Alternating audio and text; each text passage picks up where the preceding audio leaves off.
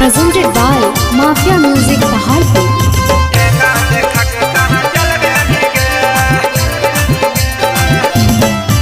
खाली मिलेला हमरा कोलाइनी कबो चीजवा नया अपन चिखैनी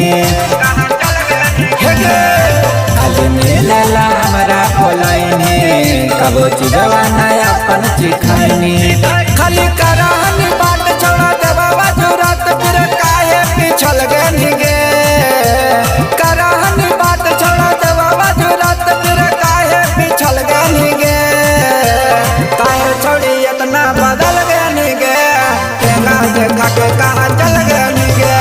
काहे छोड़ी इतना बदल गनी गे केना देखा के कहाँ चल गनी गे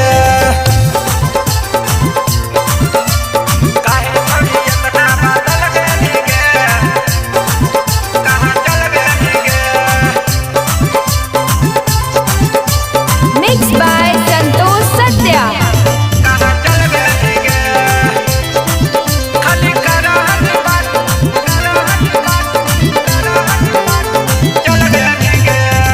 पहले तो बोला हनी देव पसार गे अब काहे करह कि तू ही नकार गे अब काहे करह कि तू ही नकार गे पहले तो बोला हनी देव पसार गे अब काहे करह कि तू ही नकार गे छोड़ फेरा में फंसा के रखा देनी पगला के फिर कैसे निकल गनी गे काहे छोड़ी इतना बदल गनी गे केना देखा के कहाँ चल गनी गे काहे छोड़ी इतना बदल गनी गे केना देखा के कहाँ चल गनी गे काहे छोड़ी इतना बदल गनी गे कहाँ चल गनी गे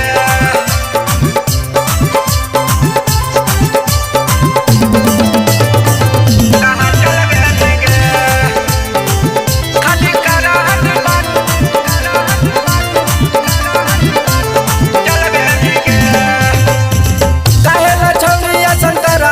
बात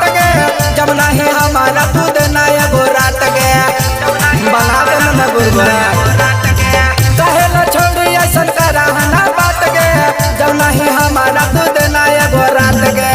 कहो नीरज सतीश कबो देनी नहीं किस कहे दोसरा पे डल गनी गे काहे छोड़ी इतना बदल गनी गे